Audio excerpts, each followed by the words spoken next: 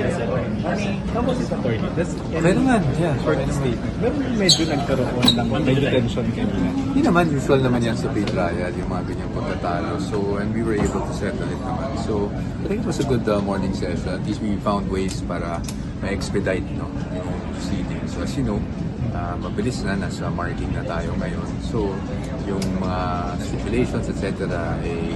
Sa susunod, gagawin na lang kasulatan. No? So, we will just need to submit yung aming mga observations sa proposed stipulations, what we will admit, what we will not admit. So, I think it was a good session.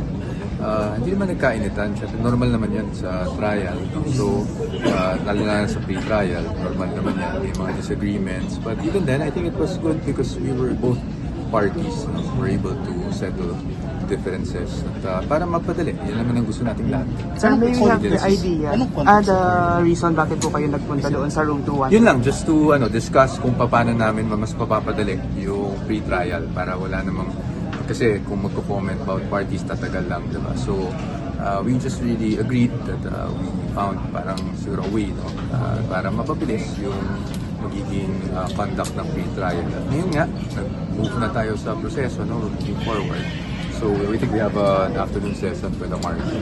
Anong context na Tony about the evidence? Medyo nagkaroon. Hindi, wala. Nothing about the evidence. Nothing about the evidence. It was, we just wanted to find a way to para mapabilis yung proposed stipulations, etc. Last na Tony, do you think how long itong magiging pre-trial?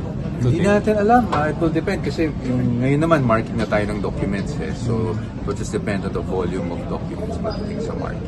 Thank you, Okay. Attorney. Thank you. Thank you, Attorney. Ay, attorney.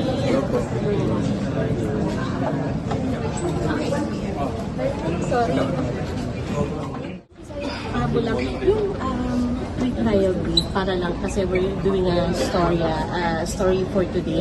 Can you kindly tell us kung ano po ginawa nyo ngayon sa pre-trial conference? So yung pre-trial brief kasi, ang laman yan ay yung statement of the case, proposed stipulations, an ensuing list of witnesses ng bawat party, tapos yung mga documentary evidence na i-represent natin. So, yan naman ay yan yung pinag-usapan dito sa pre-trial conference basically. So, kanina nga, kung nakita nyo, lumabas kami, nag-usap muna about dalawang panig, kung paano natin mapapabilis itong pre-trial. Maganda naman na naging resolution. So, of course, we'd like to thank also the prosecution panel. So, at least, maganda yung naging agreements namin. At napabilis naman natin, as you see, napabilis natin yung proseso. So, hopefully, this afternoon we'll move forward to marking. Pero as to the details, syempre, hindi pa ako masyadong makashare dahil as you know, we're not allowed to really discuss the details of the case. But at least kung ano na yung nangyari kanina, factual, yun, napag-usapan lang ng dalawang Page by page daw ho, parang gano'n. Yung pre-trial brief, isa-isang dinadaan. Hindi po. naman. Well, usually kasi pagdating sa proposed stipulation, siyempre bawat stipulation yan, tatanungin kung i-admit o i-deny. So, para mapabilis sa pag-usapan na lang namin, that we both agreed that we will just submit yung aming mga comments dun sa proposed stipulations, whether we admit or deny by Monday. And then, yun naman ang narinig kong naging order. At I think it's a good compromise para mapabilis na rin po yung proseso. Sir, ano po yung bone of contention? Bakit may tense stand? Hindi naman tense, that's usual. That's usual in pre-trial, even in the RTC, ganyan yan, So wala naman, it's really nothing out of the ordinary, and of course we appreciate the patience also of the clerk of court, Secretary Bantu, and the prosecution panel. So normal lang yan. Sa estimated number, according to Prosec, 30 plus yung witnesses nila sa inyo. I can't give you an exact, I don't want to be misquoted, pero nasa ganyan, and then we also have syempre reserve witnesses as a statement. So nasa ganyan, but we'll see how we go. Kasama daw po sa witnesses sina Sen Trillanes, Ombudsman Remulla. Well, you already reported that. I don't need to confirm that with you. Ilang buwan ang trial? Ilang buwan ang Wala trial? pa kaming idea sa ngayon. That will really depend on the witnesses represented. Diba? So, hindi natin masabi. Ayokong magbigay ng estimate. Baka magkamali tayo. Pero will it be more than 3 months? I don't know. Possibly. But I really don't. I can't give a specific timeline. Thank you, sir. Pero di ba't kinailangan lumipat kayo sa smaller room? Wala, para lang mapag-usapan kung ano yung maging agreements ng both parties para mapabilis yung proseso ngayong umaga. Thank you, attorney. Maganda naman na naging usapan. Maganda. Thank you, attorney. Thank you, attorney po. Under heightened security measures pa rin ba? Yes, we are still in this. Until when, sir? Until I think we're going to talk about it tomorrow or this weekend. We have an assessment of the environment, and then from there we will look kung we can tone down the alert level. Sir, ano sabi ng NICA, ng AFP, tsaka PNP dun sa tinatanong nyo sa kanila no, sa verification ng threat? Continuous yung validation. Ganun naman yun eh. We never discount or yung mga sinasabing intelligence reports. We always verify and validate the reports. Sir, yung pag-uusap na gagawin nyo with Senwin yan? Yes, of To course. assess? Because he is the one who's going to make the decision.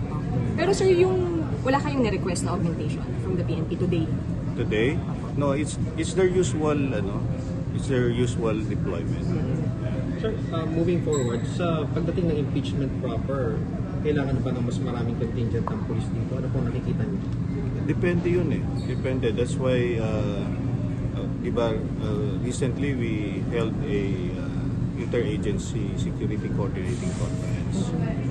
So it's going to be a continuing activity. So doon namin titignan kung paano kami magde-deploy ng mga tao inside and outside of the Senate House. Pero definitely, dadagdagan ng security force pag nasa impeachment proper na. Kung kinakailangan, dadagdag tayo. Just to be clear, sir, at present, tinuturing pa rin natin na meron pa rin security threat as reported Yes, last of course. time. Oh, of course. Oh. Kasi unless otherwise na merong dumating na information na talagang wala na threat, that's the only time that we can really say na wala nang threat dito sa Senate. And that confirmation, sir, manggagaling siya sa AFP, PNP, That NICA. confirmation will come from all the security intelligence communities. Thank you, Jen. Thank you, sir. Salamat po. Sir,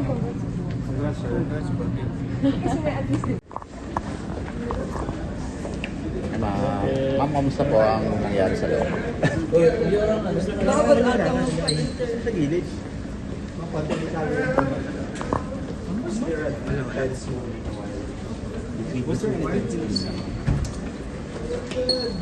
medyo ilitan, ma'am. May mga ganun nila.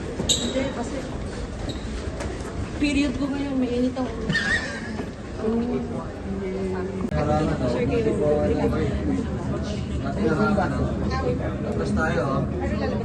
pwede.